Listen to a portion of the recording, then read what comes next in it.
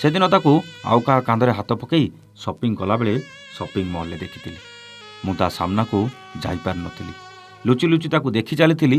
ସେ କିନ୍ତୁ ମୋତେ ଦେଖିପାରିନଥିଲା। ଏସବୁ ଦେଖିସାରିବା ପରେ ମନକୁ ଅନେକ ଭାବନା ଆସିଲା। ଯାହା ସହ ସିଏ ବୁଲୁଛି ସେ କିଏ ହେଇଥାଇପାରେ। ମନକୁ ସେଇ ଗୋଟେ ପ୍ରଶ୍ନ, ହେଲେ ସେଇ ଗୋଟେ ପ୍ରଶ୍ନ ଭିତରେ ମନ ଭିତରକୁ ଅନେକ ଉତ୍ତର ଆସିଯାଉଥିଲା। ହେଲେ ସେ ଉତ୍ତର ବି ସବୁ ପ୍ରଶ୍ନ ହେଇ ଆସୁଥିଲା। ସିଏ କ'ଣ ତା ଭାଇ? ନା, ଭାଇ ହେଇନଥିବ। କାରଣ ଭାଇ ସହ କ'ଣ ଏମିତି ଜଣେ ବୁଲିପାରେ? ଆଉ କ'ଣ ତା ଭିଣେଇ? ନା, ମୁଁ ତ ଯେତିକି ଜାଣିଛି ତାର ତ କେହି ବଡ଼ ଭଉଣୀ ନାହାନ୍ତି। ଆଉ କ'ଣ ତା ସାଙ୍ଗ? ନା ନା, ସାଙ୍ଗ ସହ ଏମିତି କ'ଣ ଜଣେ ଫ୍ରି ହେଇ ମିଶିପାରେ? ଆଉ କ'ଣ ତା ପ୍ରେମିକ? ଏଇଠି କିଛି ସମୟ ବେଶୀ ଭାବିବାକୁ ପଡ଼ିଲା। ଯଦି ସେ ତା ପ୍ରେମିକ, ତାହେଲେ ମୁଁ ତାର କ'ଣ? ସତରେ କ'ଣ ସେ ମୋ ଅଜାଣତରେ ମୋ ସହ ଭଲ ପାଇବାର ନାଟକ କରୁଛି?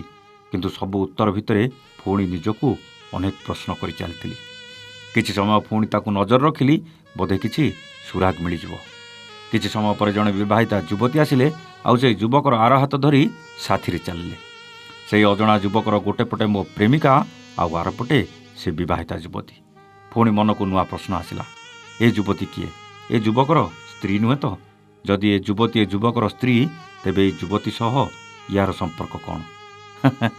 ପୁଣି ଖାଲି ପ୍ରଶ୍ନ। ଯେଉଁ ପ୍ରଶ୍ନର ଉତ୍ତର କେବଳ ତା ପାଖରେ ଥିଲା। ଢେର ସାରା ସପିଂ, ଆଉ ସେଇ ସପିଂ କରି ସାରିବା ପରେ ସମସ୍ତେ ନିଜ ନିଜ ବାଟରେ ଚାଲି ଯାଇଥିଲେ। ବୋଧହୁଏ ଏ ପ୍ରଶ୍ନର ଉତ୍ତର ମୋତେ ମିଳିପାରିନଥିଲା ପ୍ରତାପ ଭାଇ। ଆଉ ମୋର ସେତିକି ସାହସ ନଥିଲା ତାକୁ ପଚାରି ପାରିବି ସପିଂ ମଲ୍ରେ ସେ ଯାହା ସହିତ ବୁଲୁଥିଲା ସେ କିଏ। ସବୁ ପ୍ରଶ୍ନର ଉତ୍ତର ମୁଁ ସେଦିନ ପାଇଥିଲି, ଯେଉଁଦିନ ତାକୁ ପାଇବାକୁ ସେଇ ଯୁବକ ମୋତେ ସହଯୋଗ କରିଥିଲା। ଆଉ ସମସ୍ତଙ୍କ ବିରୋଧ ପରେ ବି ସେଇ ଗୋଟେ ଲୋକ ଥିଲା ଯାହାଙ୍କ ପାଇଁ ଆମ ପ୍ରେମ ସଫଳ ହୋଇଥିଲା। ଆଉ ଆମେ ସାରା ଜୀବନ ସାଥୀ ହେଇ ବାଟ ଚାଲିବାକୁ ଏକ ହେଇଥିଲୁ। କ'ଣ ହେଲା, ଆପଣ ବି କନଫ୍ୟୁଜ୍ ହେଇଗଲେ ନା? ହଁ ଆଜ୍ଞା, ମୁଁ ବି ସେଦିନ ଠିକ୍ ସେମିତି ଆପଣଙ୍କ ଭଳି କନଫ୍ୟୁଜ୍ ହେଇଯାଇଥିଲି। ଯେଉଁ ଯୁବକକୁ ନେଇ ମୁଁ ତାକୁ ସନ୍ଦେହ କରୁଥିଲି, ସେ ହିଁ ଅସଲରେ ଆମ ପାଇଁ କେଉଁ ଆଶୀର୍ବାଦଠୁ କମ୍ ନଥିଲା। ହେଲେ ସେ ଯୁବକ କିଏ ଥିଲା ଜାଣିବା ପୂର୍ବରୁ ତପି ସହ ମୋର ପ୍ରେମ କାହାଣୀ ବିଷୟରେ ଟିକିଏ ଜାଣିବାକୁ ପଡ଼ିବ ଆଜ୍ଞା। ତପି ସହ ପ୍ରଥମେ ଇନଷ୍ଟାରେ ପରିଚିତ ହୁଏ। ଗୋଟେ ସହରରେ ରହୁଥିଲେ ବି କେବେ କେହି କାହାକୁ ଜାଣିନଥିଲୁ। ସେ ତା ରାସ୍ତାରେ, ଆଉ ମୁଁ ମୋ ରାସ୍ତାରେ ଥିଲି। ଏମିତି ଇନଷ୍ଟାରେ ଲାଇକ୍ ଆଉ ଫଲୋ, ଆଉ ଧୀରେ ଧୀରେ ମେସେଜ। ସେଇ ମେସେଜରୁ ଆରମ୍ଭ ହୋଇଥିବା କଥାବାର୍ତ୍ତା ଆମକୁ ନୂଆ ଏକ ସମ୍ପର୍କ ଡୋରିରେ ବାନ୍ଧି ଦେଇଥିଲା। ସେଇ ମେସେଜରୁ ଆରମ୍ଭ ହୋଇଥିବା କଥାବାର୍ତ୍ତା ଧୀରେ ଧୀରେ ଫୋନ୍ ଆଡ଼କୁ ଯାଇଥିଲା।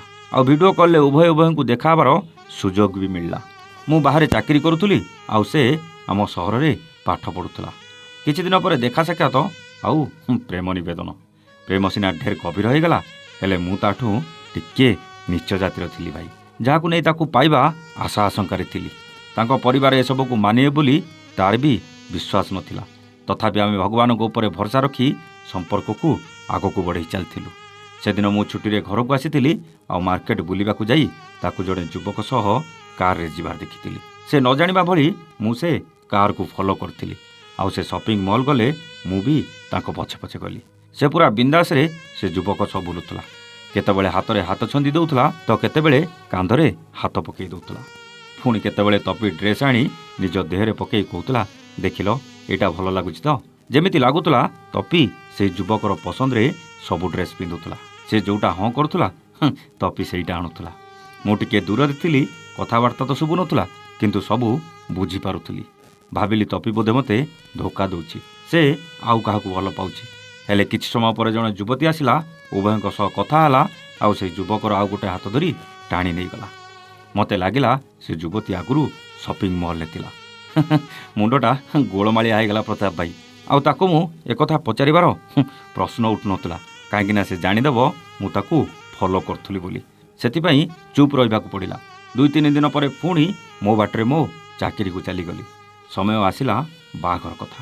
ସେପଟୁ ତାଙ୍କ ପରିବାରର ଜୋର ବିରୋଧ କଲେ, ହେଲେ ଶେଷରେ କିଛି ଦିନ ପରେ ରାଜି ହେଇଗଲେ। ବାହାଘର ପାଇଁ ଲଗ୍ନ ବି ହେଇଗଲା।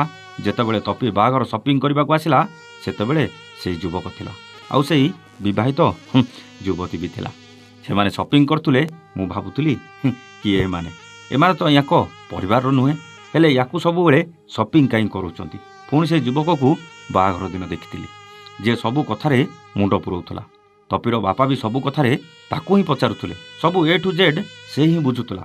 ପ୍ରସେସନ୍ କଣ୍ଟ୍ରୋଲ କରିବାଠୁ ଆରମ୍ଭ କରି ବରଯାତ୍ରୀ ଖାଇବା ପର୍ଯ୍ୟନ୍ତ ଏମିତିକି ବାହାଘର ବେଦିରେ ଯାହା ଦରକାର ସବୁ ତାକୁ ପଚାରିକି କରାଯାଉଥିଲା। ଖାଲି ସେତିକି ନୁହେଁ, ସେ ବିବାହିତ ଯୁବତୀକୁ ବି ସବୁ କଥା ପଚରାଯାଉଥିଲା। ଏତିକି ତ କନଫର୍ମ ହେଇଯାଇଥିଲି ଏ 2 ଜଣ ସ୍ୱାମୀ ସ୍ତ୍ରୀ। ହେଲେ ତପି ସହ ଏମାନଙ୍କର ସମ୍ପର୍କ କ'ଣ ଜାଣିବାକୁ ବାକି ଥିଲା, ଯାହା ଆପଣଙ୍କ ମନରେ ବି ସନ୍ଦେହ ଅଛି ଆଜ୍ଞା। ସବୁ ସରିଗଲା, ଝିଅ ବିଦା ହେବା ସମୟ ବି ଆସିଗଲା। କାହାକୁ ଏକଥା ପଚାରିବି ଭାବି ଭାବି ଶେଷରେ ତପିର ସାନ ଭାଇକି ପଚାରିଲି, ସେ ଭାଇ କିଏ? ସେ ମୋତେ ଏମିତି ଆଶ୍ଚର୍ଯ୍ୟ ହୋଇକି ଅନେଇଲା ଯେମିତି ମୁଁ ତାକୁ ସେ କିଏ ବୋଲି ପଚାରିନି ତ। ତା କଲିଜାଟା ତା ଛାତିରୁ ମୁଁ ମାଗି ଦେଇଛି। କହିଲା, ଆଉ ପଚାରିବ ନାହିଁ ଭାଇ, ନହେଲେ ଏଇଠୁ ସିଧା ଏକୁଟିଆ ଯିବ, ଦିଦି ଆଉ ତମ ସହ ଯିବନି। ମୁଁ ପଚାରିଲି, ମାନେ? ଆରେ ତମକୁ ତପି ଦିଦି କିଛି କହିନି କି? ମୁଁ କହିଲି, ନାହିଁ ତ।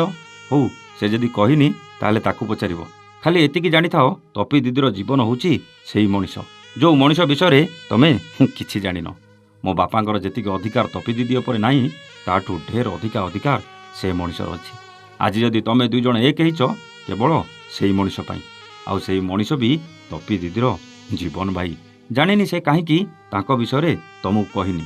ମୁଁ ତାଠୁ ଉତ୍ତର କ'ଣ ପାଇବି, ସେ ଆହୁରି ମୋତେ କନଫ୍ୟୁଜ୍ କରିଦେଲା। ତପି ଘରୁ ବିଦା ହେବା ବେଳକୁ ବହୁତ କାନ୍ଦୁଥିଲା। ଘରୁ ବାହାରକୁ ଆସୁନଥିଲା।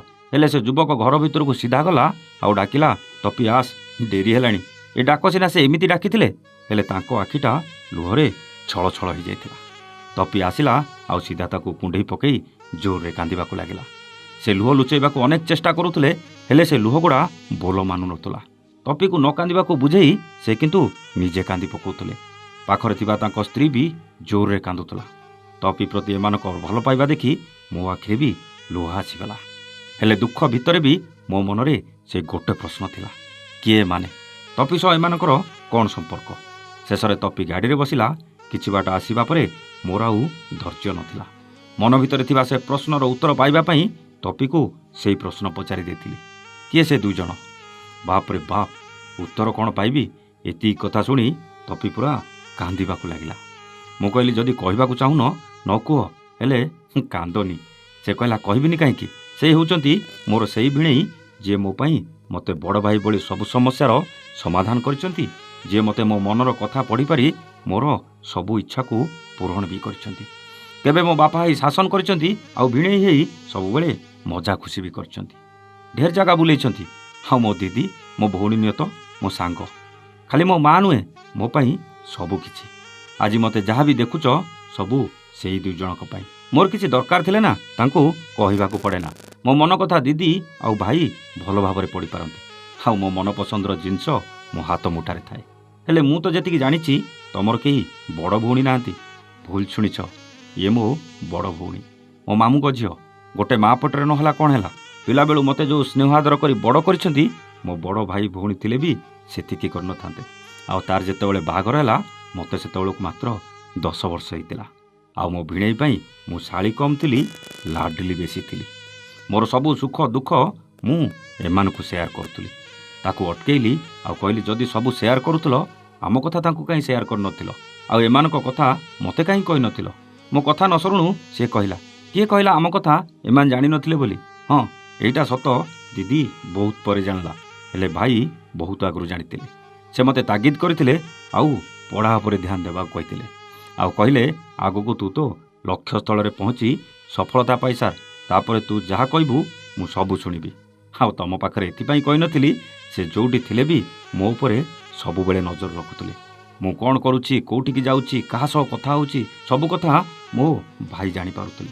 ସେଥିପାଇଁ ତମକୁ ତାଙ୍କ କଥା ମୁଁ କହିନଥିଲି। କାହିଁକିନା ସେ ମୋତେ କହିଥିଲେ, ମୁଁ ଜାଣିଛି ବୋଲି ସେ ଯେମିତି ଜାଣି ନପାରେ, ନହେଲେ ଜୀବନ ସାରା ତୋ ମୁହଁ ଚାହିଁବିନି। ବାସ୍, ଭାଇର ଏଇ କେଇପଦ କଥା ମୋ ପାଇଁ ସଫିସିଏଣ୍ଟ ଥିଲା ତମକୁ ନ କହିବା ପାଇଁ। କାହିଁକିନା ଏକଥା ତମକୁ କହି ମୋ ଦେବତା ଭଳି ଭାଇକୁ ସବୁଦିନ ହରେଇବାକୁ ଚାହୁଁନଥିଲି। ସମୟ ଆସିଲା, ଆମ ପ୍ରେମକୁ ନେଇ ସମସ୍ତେ ବିରୋଧ କଲେ, ହେଲେ ସେ 2 ଜଣ ଚୁପଚାପ ରହି ସବୁ ଦେଖୁଥିଲେ। ଆଉ ଏମିତି ସମୟ ଦେଖି ବାପା ମାଆଙ୍କୁ ବୁଝେଇଲେ, କେହି ବି ମନା କରିପାରିଲେନି। ଆଉ ସେ ଏମିତି ଜଣେ ମଣିଷ, ତାଙ୍କ କଥା କେହି ବି କାଟିପାରିବେନି। ସେ ସମସ୍ତଙ୍କୁ ଭଲ ପାଇବାର ଡୋରିରେ ଏମିତି ବାନ୍ଧି ରଖିଛନ୍ତି, ତାଙ୍କ ସାମ୍ନାରେ କେହି କେବେ କୌଣସି କଥା କାଟି ପାରିନାହାନ୍ତି। ଭଗବାନ କରନ୍ତୁ ସେ ସବୁ ଜନ୍ମରେ ମୋ ଭାଇ ହେଇ ଜନ୍ମ ନିଅନ୍ତୁ, ଆଉ ମୁଁ ତାଙ୍କ ସାନ ଭଉଣୀ ହେଇ ଜନ୍ମ ନିଏ। ଏକଥା କହିଲା ବେଳେ ତପି ତା ଆଖିର ଲୁହକୁ ଅଟକେଇ ପାରୁନଥିଲା। ଆଉ ମୋର ଯେଉଁ ଭୁଲ ଭାବନା ଥିଲା, ସବୁ କିଛି ଦୂର ହୋଇଯାଇଥିଲା। ବାସ୍ ରିସେପ୍ସନ୍ ଦିନ ସେମାନେ ଆସିଥିଲେ। ମୁଁ ଯେତେବେଳେ ତାଙ୍କୁ ଜୁହାର ହେଲି ସେ କିନ୍ତୁ ମୋତେ ମନା କରି କହିଥିଲେ 8 ଦିନ ପର୍ଯ୍ୟନ୍ତ କାହାକୁ ଜୁହାର ହେବା କଥା ନୁହଁ। ମନେ ମନେ ଭାବୁଥିଲି କହିଦେବି କାହାକୁ ନୁହେଁ, କେବଳ ଆପଣ କହିବା କଥା। ତାଙ୍କ କଥାବାର୍ତ୍ତାରୁ ମୋତେ ଲାଗିଲା ସେ ଯେମିତି ଭାରି ଷ୍ଟ୍ରିକ୍ଟ। ହେଲେ ବାହାଘରର 8-10 ଦିନ ପରେ ଆମେ ସାଥିରେ କେରଳର ମୁନାର ବୁଲିବାକୁ ଯାଉଥିଲୁ। ଆଉ ତାଙ୍କ ସହ ମିଶିବା ପରେ ଜାଣିଲି ସେ ବାହାରୁ ଯାହା ଦେଖାଯାଆନ୍ତି ଭିତରେ କିନ୍ତୁ ଜମା ବି ସେମିତି ନୁହନ୍ତି। ସେ ବହୁତ ମଜାଦାର ମଣିଷଟେ। ଆମେ ସେ ଟ୍ରିପ୍ଟା ବହୁତ ଏନ୍ଜୟ କରିଥିଲୁ। ସତରେ ମୋତେ ଅନୁଭବ ହେଲା ସେ ତା ଦିଦି ଭାଇ ନୁହନ୍ତି ତ, ତା ସାଙ୍ଗ ସାଥୀ ଗାଇଡ୍ ଆଉ ସବୁ କିଛି। ପ୍ରତାପ ଭାଇ ବେଳେବେଳେ ନା ଆମେ କିଛି ନ ଜାଣି ନ ବୁଝି ଏମିତି କିଛି ଦୃଶ୍ୟ ଦେଖୁ ଯାହା ଆମକୁ ସନ୍ଦେହ ଘରକୁ ଟାଣିନିଏ।